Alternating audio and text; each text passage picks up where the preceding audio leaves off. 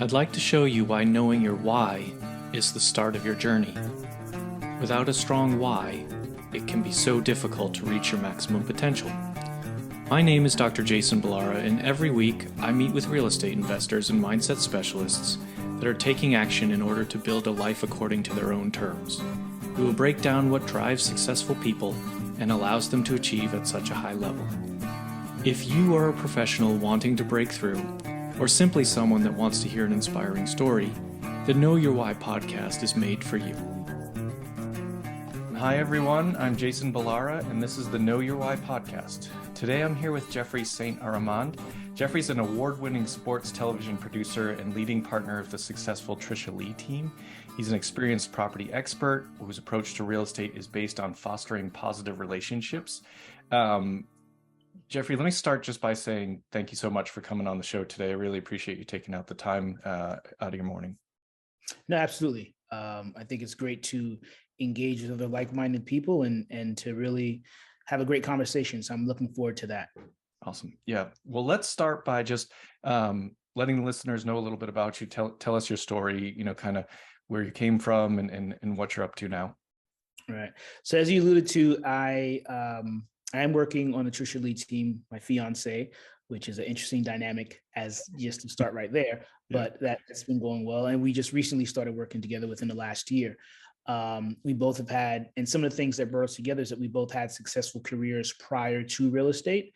And to that point, I worked in television sports for some time, at a pretty high level. I've won a couple of Emmys, national Emmys. And while doing that, and working from everyone from Kanye West to Tom Brady, I always tell people that, and both names are kind of apropos right now in these times. Well, but not to interrupt you, but just so you know, I'm originally from Boston. I'm a New England Patriots season ticket holder. So the fact that you have worked with Tom Brady is kind of amazing to me. That we could just stop there, but please go on. I spent a lot of time on that 2-lane street where you're trying to leave Foxborough and it takes forever. So I'm quite familiar with the area, and even the new section that's opened up with. Actually, I think it was named the CBS Lounge or something to that effect. So I've hung out there for quite some time. So I spent a lot of good times there. To the whole notion of that pivot, as I was in edit rooms, there were times, I was always dabbling into real estate. And as I was in edit rooms, there were always times that I that I was actually negotiating deals while working on a feature on whomever. And the editor would turn around and look at me and like, what is this guy doing? And so I kind of saw the writing on the wall in that industry. I was a freelancer or permalancer with multiple networks like CBS, NBC, TNT.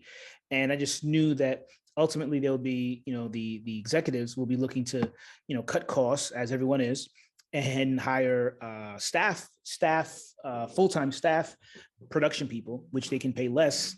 And so I wanted to get ahead of that. And the timing was right. We were just post the first recession. And I jumped in. And at that point, it was a seller's market.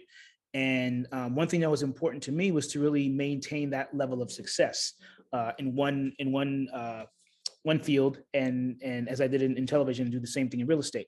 So I really, and I'm a big proponent of coaching. So to help expedite that learning curve, I worked with Tom Ferry. I worked with Mike Buffini. I did the ninja selling program. I did everything that new agents should do, and I would urge new agents to do to maintain and to expedite that process and to fill that learning curve. So I did that. And then that was really helpful. That was really, really helpful. And, early in those stages, I'm also a big Gary V follower, and I'm a big believer in content. And I really thought that, I have a great skill set and I should go all the way with it. But one of the hesitations that I had is that I was a producer before, and I would always showcase talent. So whether it be Dan Marino, Boomer Esiason, Charles Barkley, making them the star and not so much myself. So I had to get over that apprehension, as it were. And I just decided to go all the way. And I was dabbling in it those first couple of years, and I've been in real estate as a whole for about a little over 7 years. And most recently, when I joined SERHANT, and we have a full service, the only firm that has a full service in-house studios team. That's when I decided, you know what, I'm going to go all the way in. And that's been a big pivot in my career. And as far as my brand and really showcasing the brand. And also I did some coaching at SERHANT. And actually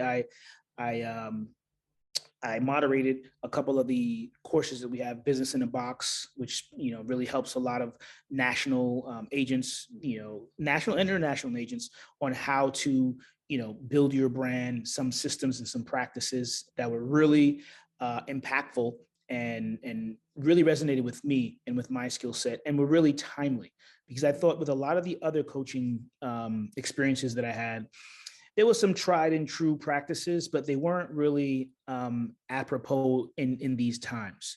And so with SERHANT, combining the importance of your brand, the newer systems to use, that I really found that to be effective, and immediately made a difference in how I was perceived by my clients, and really helped me to get to a higher price point. So that in a nutshell is a bit of my story, kind of truncated, but I think that kind of gives you an idea of the process and the journey, as the journey continues now, because I'm still continuing to do more, and which is part and parcel why we're here now. Yeah, absolutely. I mean, super interesting background, and it's fascinating to me when I do these interviews that everybody has something they came from, something that's their backstory, and probably 95% of the people, it's not real estate, right? It's like something completely unrelated. And then, oh, by the way, I just found real estate somehow, whether that's in the sales avenue or it's investing, whatever the case may be. It's very much an interesting kind of transition that people make. And then what I always find also fascinating is kind of, well, where does that previous life kind of fit in with what you're doing now? And so I think that comes down to what skill sets were there, what about being a producer have you moved into sort of real estate sales? Well, I think outside of the obvious that we talked about with the content piece, and doing property tours and giving information about the market and timely things that are going on, whether it be interest rates and how that is. I think the ability to communicate, number one, effectively, that's definitely an important skill set, because that transcends regardless of the genre of work that you're in. But also, as I take a step back, I really produce the entire transaction. So that's, whether it be bringing in great photographers to take the photo the property, whether it be great stagers, whether it be great interior designers, contractors. So I'm producing all that piece. And to draw, I know you're a big Tom Brady fan. I like to draw this analogy. It's sort of like, I'm the quarterback. I'm the Tom Brady, of the entire process. So I'm making sure that everyone's in the right position. I'm making sure that they are doing what they're doing, because my coach, similar to Belichick, my coach is a seller. My coach is a client. So I'm making sure that they're happy. And I'm just, executing every piece of it. So I really like to produce the entire transaction from soup to nuts. And that's whether it be on the sales side or the buy side, giving the buyer the appropriate information, the appropriate data to determine where that offer should come in. Or if you're an investor, knowing where the market's going to be. Granted, we don't have, crystal ball, but seeing what's happening and seeing where the trends are and knowing where the ROI is for them with the investment property. So, ultimately just producing the entire transaction. And so that really just lights me up doing that. So that's how those various skill sets really transfer. Yeah. And it's, I obviously I'm a sports fan. I think that those analogies of sort of being that quarterback, whether it's whatever the different sides to the deals, right? If you're brokering that sale, you have to coordinate everything. You have to quarterback back all of that. Like you said, if you're, sort of on one side, whether it's the seller or the buyer on a commercial transaction, same thing. There's a lot of pieces to put together that are, essentially guiding over the finish line. You mentioned content and you mentioned Gary Vee. I'm also a big fan of Gary Vee, and I think that it's actually probably a really good thing for us to maybe talk about a bit here is content production and the value of that, because it seems that it's very, very hard to, in real estate at least, and probably in a lot of other fields, but really very, very hard to kind of make your mark without some level of branding, social media presence, all of that. And so what did you, I guess maybe give us some of the ideas of that you use, the strategies that you use in terms of content production and what you're doing to grow your own brand. Right. I mean, I think for me, one of the keys is, again, putting back that producer hat on. Whenever I'm was doing any type of piece featuring, let's say, Tom Brady again, I would read everything that I need to know about whomever their opponent is, whoever Brady is, prior to having and sitting down with the talent to produce the piece. So what's really important in the parallel here as it pertains to content and real estate is really reading a lot of information. Every morning, one of the things I read at least 5 or 6 publications every morning, and I get up early enough and I have that time to do that. And so that keeps me on the cusp of what's going on. So now I understand that in this world, there's really not a need for a broker just to show you properties for any client. I mean, because everything is easily reachable, obviously through technology and what have you. What's important is how then does that consumer really consume that content? How do they really understand how it pertains to them? Because oftentimes people see things or read things on a macro scale, or the media puts out things on a macro level, and it really don't have it on a micro level, which is really what real estate is. So when it comes to content, I think about just most recently, I posted something about Airbnb in New York City. There's a lot of question mark, and is it legal, first of all? And so I was out with a buyer recently, and they told me, well, I guess I can't do Airbnb anymore. But no, that's not accurate. Actually, you can do Airbnb, especially if you live in the property, and you can do short-term stays. Now, if you're an investor, it has to be, the new laws now, you have to have at least 30-day stays. So that's something, that you may just consider like, oh, this is a great article, but consider who your audience is. If you're selling and working with buyers that want multi-family properties, you should educate them on that, and that's great content. Now, obviously, there's markets that you work in. If you don't necessarily have a listing, showcase the neighborhood. I did a property recently in Crown Heights in Brooklyn, and that was a long transaction, which is a whole nother story. But when we initially marketed, we showcased the property, but we also showcased the neighborhood. And so, that way you bring people in, because they're not just living in that, brick and mortar home, they're actually a part of the community. So it's important to really showcase what and where they're going to live. So really thinking of what would resonate with you as a consumer, and providing that information to your audience. And that's really one of the simplest ways to do it. And I give you another little hack that I forgot where I found this at, but you can just put on Instagram or whatever platform you're on, what questions, ask your audience, what questions do they have about real estate? You get 1 or 2 or 3 replies from that. There's your content. You answer those questions in a video form, and that's content. So I think oftentimes we try to overthink and overproduce in our heads what we want to put out. And the biggest thing is that it needs to be at a certain level of production. Right now we have our phones, whatever, iPhone, Samsung, whatever phone you have, that's all you need. You need that. And you put the content out, you look right in your phone, and you speak to whatever issue you're discussing.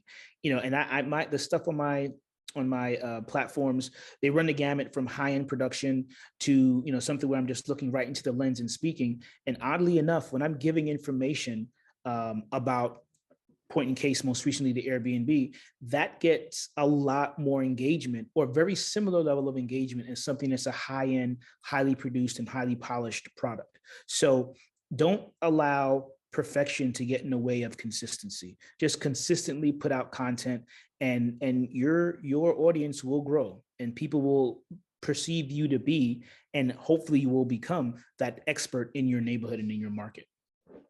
Yeah, no, those are great tips. And I'm hearing sort of preparation. Obviously, you want to be, whatever content you're putting out there, you know, especially if it's educational, you want it to be correct, Yeah. founded in fact, you know, correct information, and you want it to be applicable to, you know, as you mentioned, that sort of micro level, right? So it's a lot of what we see in, you know, mainstream media is going to be just like generalizations. And so if you're trying to create content to a particular product or a particular skill, then it should be really dialed into you know, exactly that particular product, that particular skill, and that particular market, whatever, you know, sort of smaller things, because, you know, just in terms of real estate, the real estate market in, you know, New York City is going to be very different than the real estate market in, you know, the Midwest or something like. So it's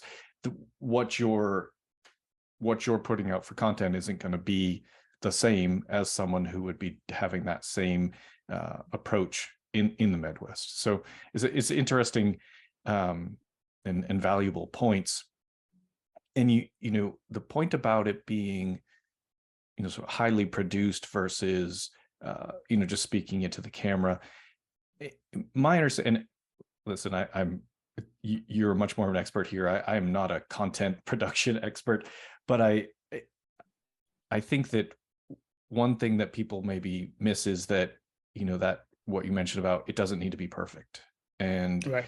the consistency, and for better or for worse, sometimes it's just quantity, right? So just Right. it's you're the more you put out, and the reality is although that's, you know, if the algorithm likes quantity, the other thing about that is, you know, that sort of adage of practice makes perfect. So the more you do, the more comfortable you're going to be, the better it's gonna sound. So it you know, you might do it for the algorithm, but you might also be gaining actually valuable skill by, you know, sort of that continuous practice.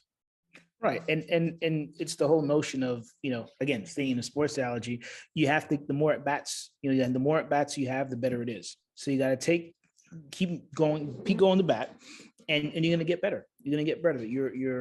Your storytelling is going to get better. The content's going to get better. So all that's going to improve as you continue and be consistent in putting out the product. And the one thing I like to say, I oftentimes say, is that, you know, you touched a little bit about the macro versus micro piece, but, you know, you have to remember, not only is that important based on your market, but also what's important is understanding that, you know, the media sells headlines, and we as real estate professionals, we sell homes. So we have to, everyone knows, regardless of the market, interest rates are high. So what are we doing to combat that? And that's where you need to bring your knowledge and your contacts in the industry and say, hey, you know, you can get a 5, 7, 10-year arm that'll allow you to get a lesser interest rate right now, and then in the future you can refinance. So those type of things, yes, what the media is stating is true, but oftentimes that freezes people, that paralyzes them, and they choose not to do anything. So I think that's important for you to communicate that and say, hey, here's what you do now, because this is the opportunity for you to leverage it as a buyer and negotiate and have some level of negotiability. If you wait until the rates go down, as the media is saying the rates are going to go down conceivably in the spring, everyone else is doing the same thing. So now you're going to get back in the same predicament where you potentially pay above ask for a property, but at a lower rate. So it's essentially pick your poison. I'd rather purchase something now and refinance, as opposed to having, you know, a lesser rate at a higher asking price. So that type of information is also what you need to provide. Yeah, no, 100%. Actually, that's a great strategy, in the sense that take those big headlines, you know, the headlines that are, you know, sort of scaring people or whatever, and then making content based on solution, you know, sort of problem solving content. So you mentioned the interest rates, like, oh, interest rates are high. Well, there's a lot of creative ways to work around that. And as you mentioned, so it's whether you're in residential real estate, commercial real estate. I mean, there are ways to figure it out. There are loan assumptions. There are, as you mentioned, kind of the adjustable rate mortgages in residential. It's not like they're high for everybody. There's no solving it. Like just kind of and yes, eventually they'll come back down. Like interest rates go up and down all the time. They have through history. And so the trick is, kind of get in there. And then if you buy something at, today's interest rates, and it is a good deal, and then you are able to lower your interest rate later in the future, speaking from an investor standpoint, that's a huge win. I guess as a homeowner standpoint too, right? If your homeowner payments or your home mortgage payments go down, that's going to be great news. So there's, you may refinance and take some cash out. I mean, there's a lot of different strategies that you can use there. So I love that you pointed that out. And then to that point, I'll just add, I tell people, and this resonates in all sectors of whether it be financial sector and Wall Street, crypto, whatever it is, uncertainty in the market always lends itself to some level of opportunity. There's always opportunity in uncertainty. So if you look if you look in Wall Street, people make a ton of money when the market is down. You look in crypto right now, that's gone down, which is almost getting back to its numbers where it was previously. And the same can be said for real estate. The uncertainty right now, the less buyers, and there's opportunities right now. And this is your window when you can really make money, is right now when there's some level of uncertainty. Yeah. So that Warren Buffett quote, be greedy when others are scared, and scared when others are greedy. Yep. And it's just, it's just the whole, I think people were scared a year ago when the markets were crazy, and they're like, oh, everything's overpriced, I'm not going to buy anything.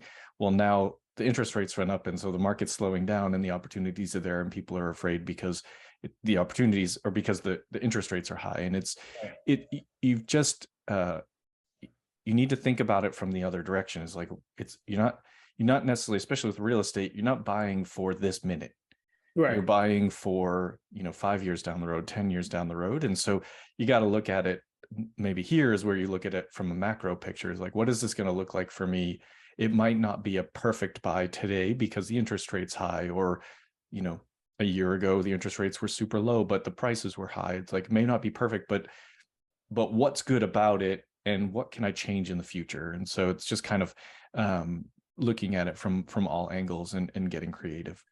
Absolutely. And it's like the old adage that many people in real estate say, you date the rate, you marry the home. And that's exactly what you're saying there. You're look more so on the long term as opposed to the short term, and then you make your decision accordingly. And I'm not going to sit here and say that certain price points and certain buyers aren't more directly impacted by the increase of interest rate. But if you have the ability to carry that extra $100, $150, whatever it is monthly for, let's say a year or two, then that's where the advantages will come. So because a lot of times people say, oh, you're saying that so matter of factly, but it does impact my purse strings, and if someone has a tighter budget. So I understand that, but there are definitely opportunities and products that could help you and guide you through that process. Yeah, no, that's a great point. And though I guess maybe the value there is the person that buys at a lower price because the interest rates are higher will have the opportunity to refinance and bring that rate down.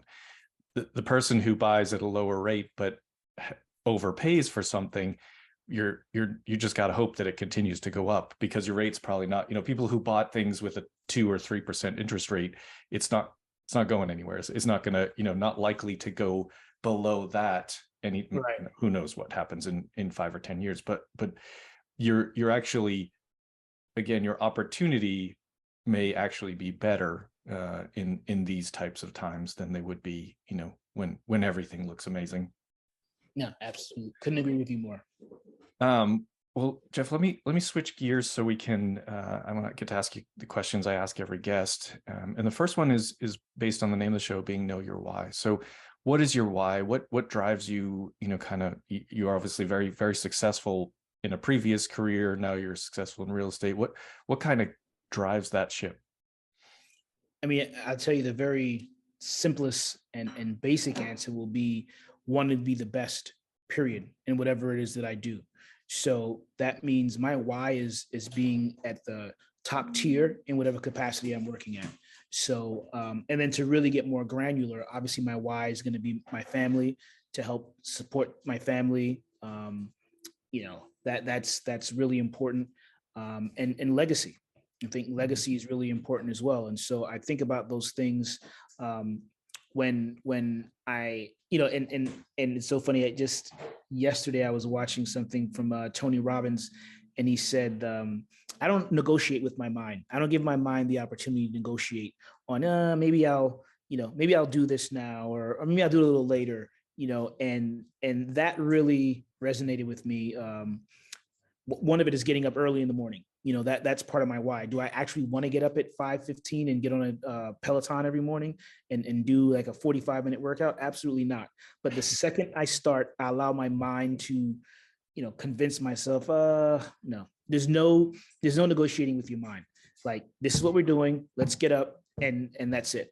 And so, and that's the same can be said about the why. This is my why. There's no negotiating about that. And this is why I do what I do. So that's really, in a nutshell, that's essentially my why there. Yeah. No, I like that, negotiating with your mind, because it's kind of an easy negotiation to lose if you allow it to happen, right? Your mind's a very powerful negotiator.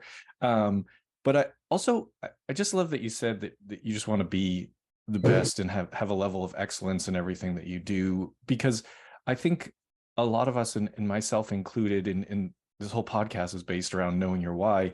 And I think we always look for an external why, right? And like people listen to this, they know, like, my why is my family for sure.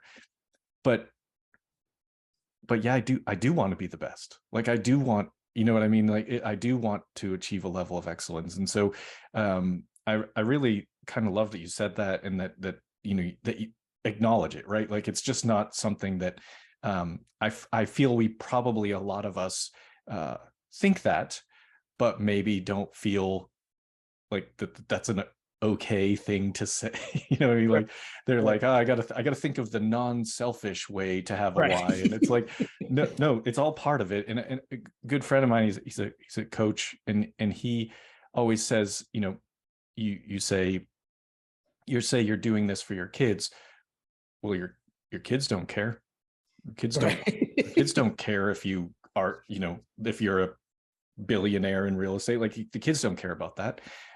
They care that you're, playing with them. And I told you today's my son's birthday. Like, my kid cares that I'm seeing his dinosaur balloons. Like, they don't care what you're trying to build. So 100%, to some level, there has to be some self, I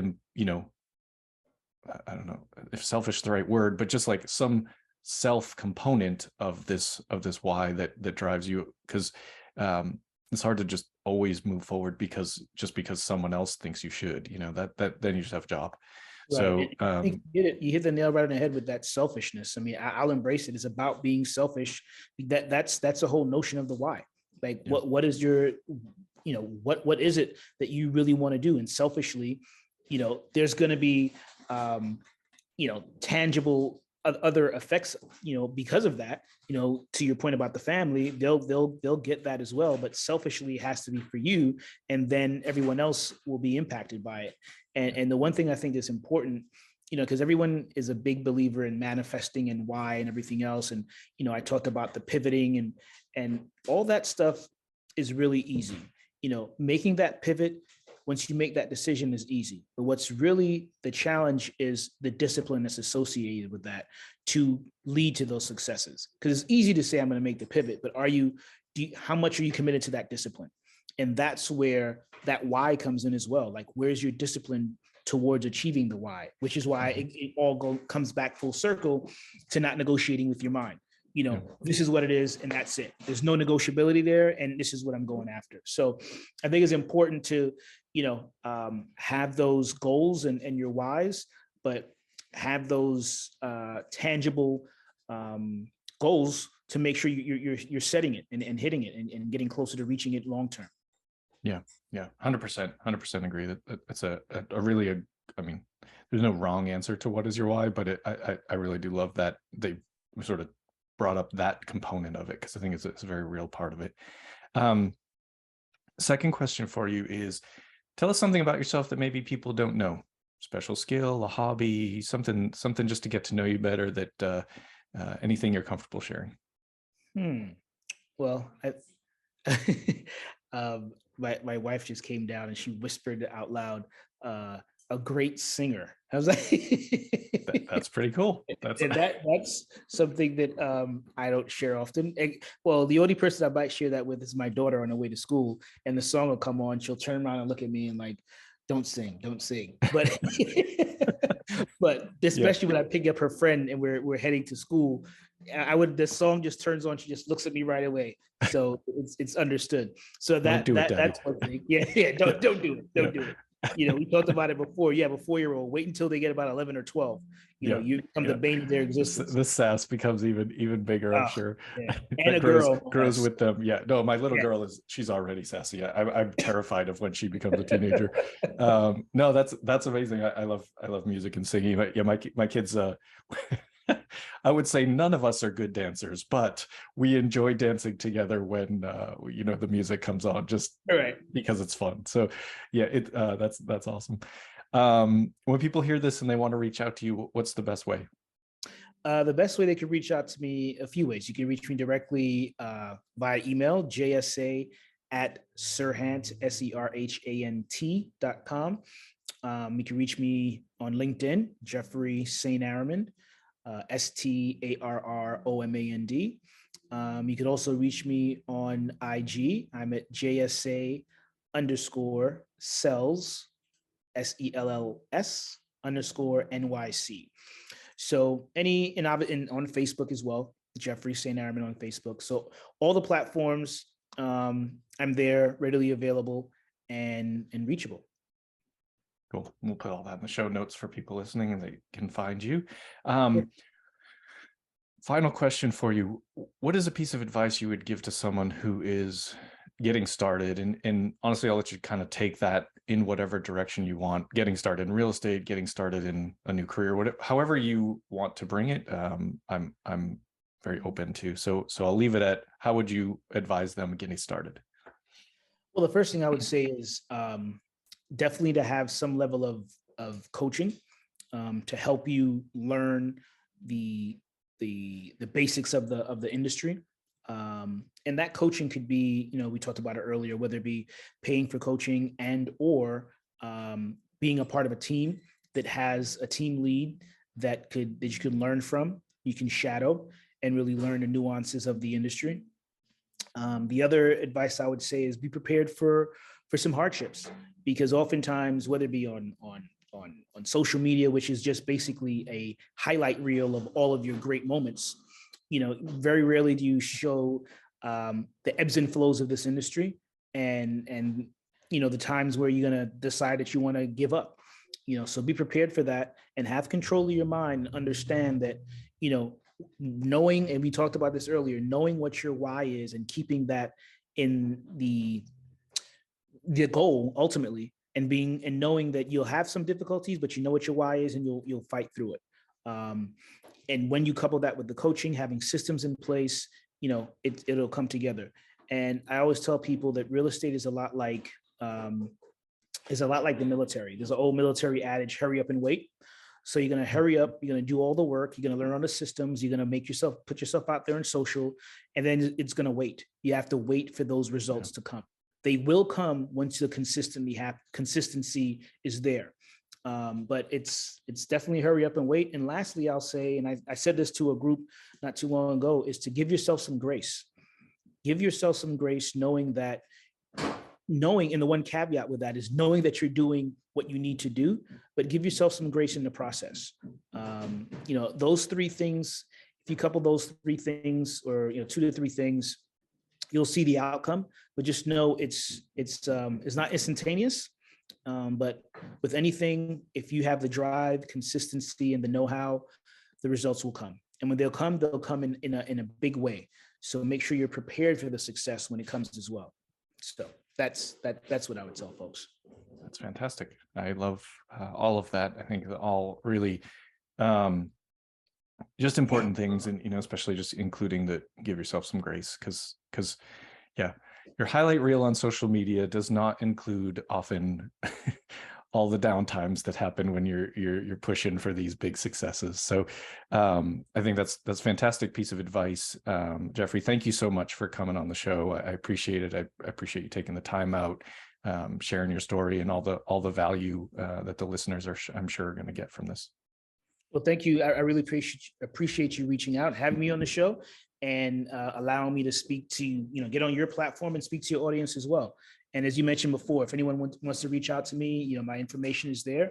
And I'm always open to doing referrals, in your prospective markets. If there's anyone in New York, Florida, and other major markets, we could definitely collaborate. I say that to you specifically and to your audience as a whole. Perfect. That's awesome.